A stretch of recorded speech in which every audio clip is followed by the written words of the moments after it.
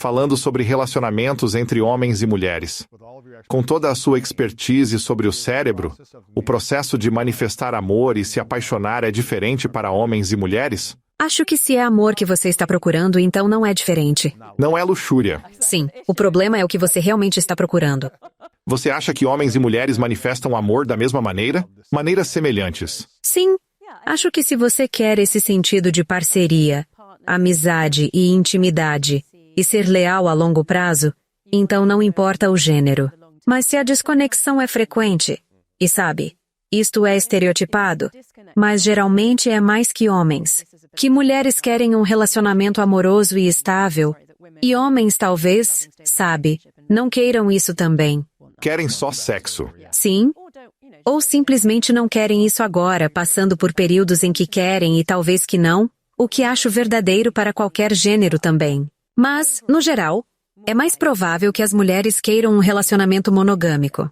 Por que isso é baseado no tamanho do cérebro? Então vem da evolução. Quando vivíamos nas cavernas, as mulheres precisavam dos homens para protegê-las de predadores e para caçar alimento. Especialmente se estavam grávidas e não poderiam sair para caçar ou coletar. Pode ser, quero dizer, eles geralmente não caçavam tanto, então coletavam mais. Mas então é difícil obter proteína do que você coleta em vez do que caça. Então, para a sobrevivência, você sabe, eles usavam a gordura e as peles e tudo.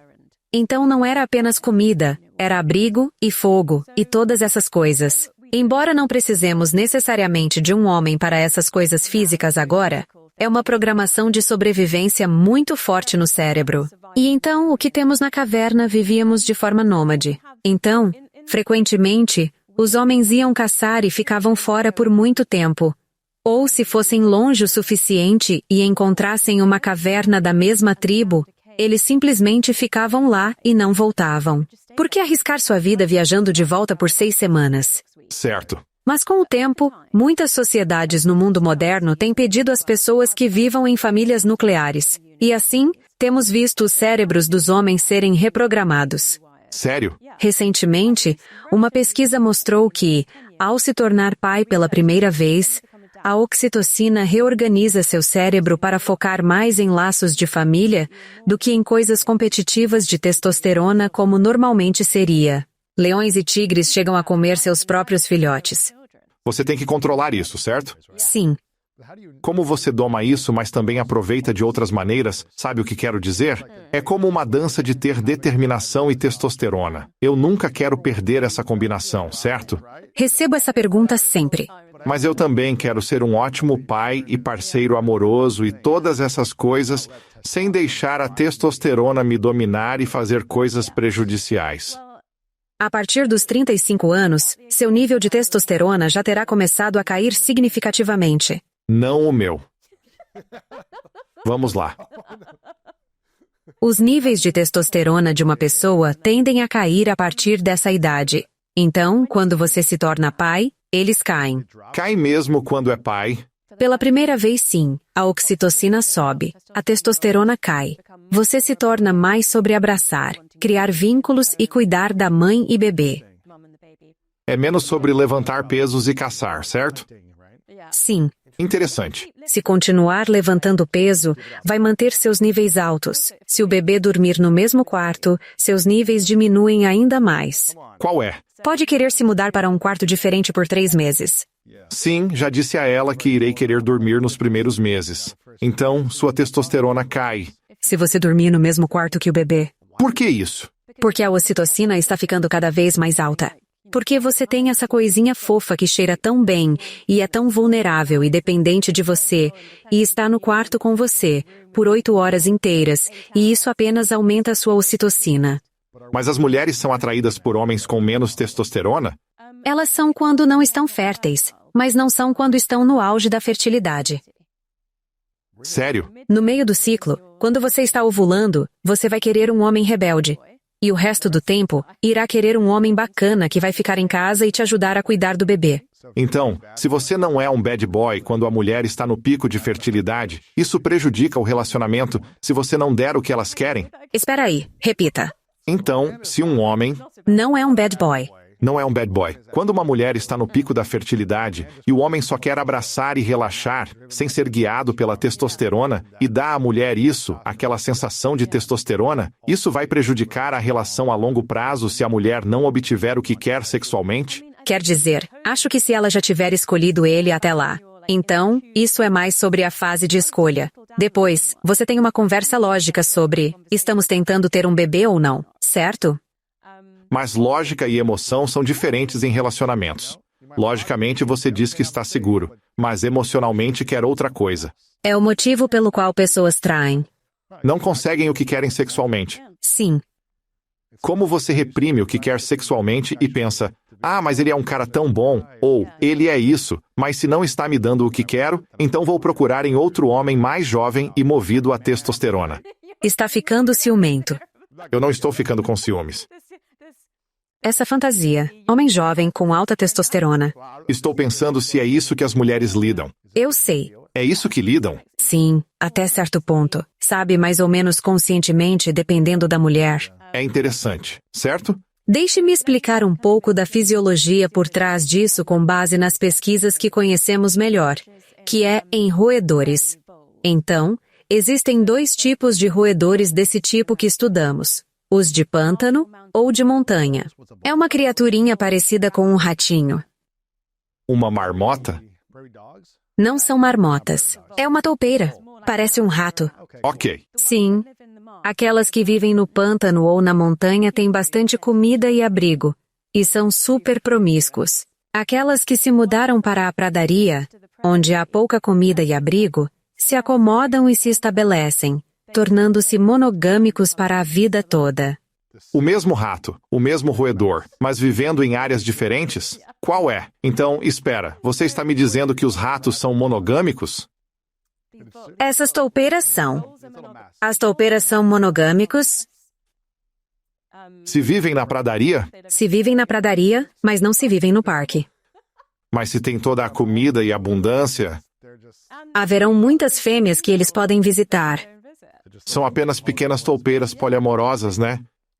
Porque sabem que, se eles engravidarem uma toupeira e ela for deixada sozinha com seus filhotes, eles vão sobreviver porque estão bem abrigados. Há bastante comida para ela trazer de volta para os bebês. Mas na pradaria, se ele fosse promíscuo, as chances de seus descendentes morrerem são bastante altas, porque ela não pode defender o ninho sozinha, nem encontrar comida suficiente para si mesma sem ajuda. E então, vamos extrapolar isso.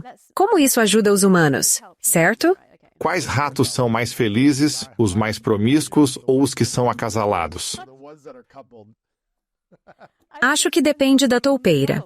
Então você acha que as fêmeas de ratos estão felizes se elas apenas, sabe, ficam grávidas, mas aí seu parceiro simplesmente vai embora? Elas não estão felizes? Como sabemos? Ok, então como aplicamos isso a nossas vidas? Há uma resposta para isso. Testamos através dos níveis de oxitocina e vasopressina. Nós já fizemos isso? As pessoas já fizeram isso? Sim. De jeito nenhum, nesses ratos? Sim. Isso é loucura. E na verdade, só para ser séria, a pesquisa tem ajudado mais com a solidão, o luto e o desgosto. Mas obviamente tem implicações para o namoro. Uau! Então, porque uma das coisas que vimos com os receptores no cérebro é que, se você estiver apaixonado por mim, você terá mais receptores de vasopressina no seu núcleo accumbens, que está no circuito de recompensa. E toda vez que você me vê, você recebe uma recompensa. E quanto mais tempo estamos namorando e continuamos juntos e ficamos mais próximos, essa recompensa se torna mais intensa toda vez que você me vê. No entanto, se tivermos uma separação prolongada, o tempo pode diminuir o efeito desses receptores. Então, obviamente, há implicações para isso em um término ou luto, certo? Mas uma das coisas que eu acho que é tão importante para o namoro é que se um casal está se conhecendo, e são todos casais heterossexuais nas pesquisas, então, à medida que uma mulher está sexualmente interessada e gosta do cara e está curtindo o namoro, os níveis de ocitocina dela estão lentamente começando a subir, Quando eles começam a fazer sexo de fato, ela vai liberar níveis mais altos de ocitocina toda vez que tiver um orgasmo, e isso vai fazê-la se ligar muito mais ao cara. Se você fizer sexo no primeiro encontro, os níveis de vasopressina do cara vão despencar imediatamente, e tudo em que ele estará interessado será a testosterona. Se você fizer ele esperar, os níveis de vasopressina e ocitocina dele vão subir. E quando vocês finalmente fizerem sexo, ele já estará ligado.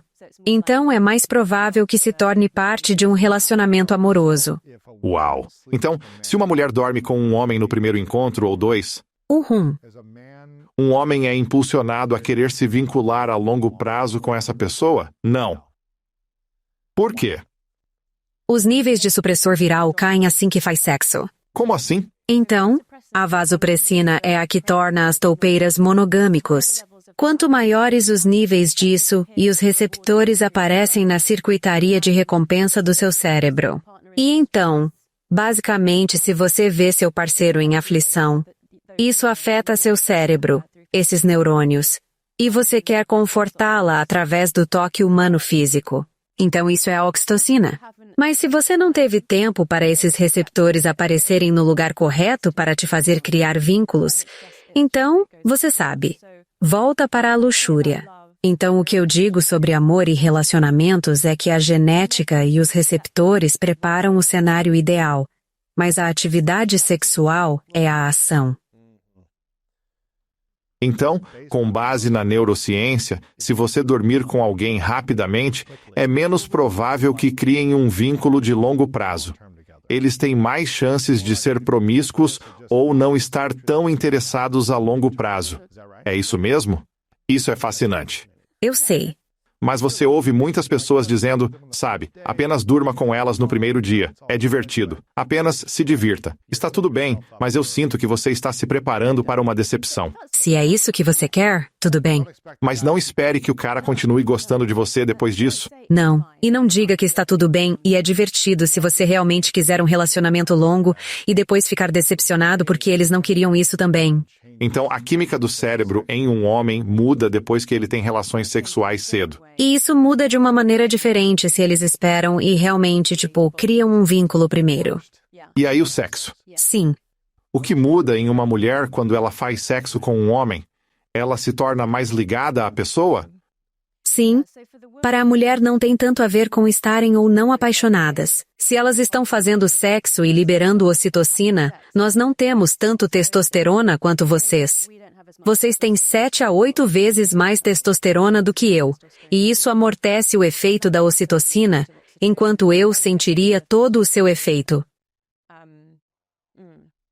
Então, quando uma mulher faz sexo com um homem, ela cria um vínculo mais rápido? Sim. Quando um homem faz sexo com uma mulher, ele precisa de mais tempo para se conectar com ela e criar um vínculo. Que interessante. E então, o sexo. Então a oxitocina não será atenuada pela testosterona. Quando a vasopressina e a oxitocina estão altas, então a testosterona tem menos efeito negativo nela. Fascinante. O que mais sobre neurociência e relacionamentos deveríamos abordar que acha interessante neste tópico? Acho que a questão visual e olfativa no início é interessante. E os receptores e hormônios ligados ao vínculo e sexo são também. Como vivemos muito mais agora, usamos essas analogias das cavernas. Mas, para ser honesto, já estaríamos mortos naquela época. Morriam aos 30, sim. Então, os relacionamentos potencialmente têm que durar por mais tempo. E eu acho que há duas coisas a dizer aqui. Uma é que você pode usar a neuroplasticidade para continuar crescendo e mudando de uma maneira que mantenha o relacionamento novo. Se você está se agarrando a essa fantasia de que um relacionamento tem que durar para sempre, mesmo que agora estamos vivendo até os 100 anos, certo? Então eu acho que outra maneira de ver isso é estar presente, não necessariamente colocando essa pressão intensa em si mesmo, no seu parceiro e no relacionamento para que ele dure para sempre. Entendendo que mesmo se um relacionamento acabar, e isso é obviamente difícil de lidar no momento, que há possibilidades potenciais para algo que seja mais certo para você em uma idade diferente do que talvez uma escolha que você fez na casa dos 20 anos. Então você não precisa ser um neurocientista para dizer essas duas coisas. É meio que apenas usar seu cérebro para entender que há uma certa quantidade de tempo. Existem benefícios em estar em relacionamentos de longa duração, mas também há alternativas possíveis. Ao assistir filme e tomar sorvete, seus níveis de glicose aumentarão rapidamente. Isso vai afetar seu cérebro, ele vai ficar inflamado e isso vai prejudicar os hormônios do sono. Você não vai dormir bem, seu sono vai ser menos profundo e repousante. Pode acordar se sentindo de ressaca.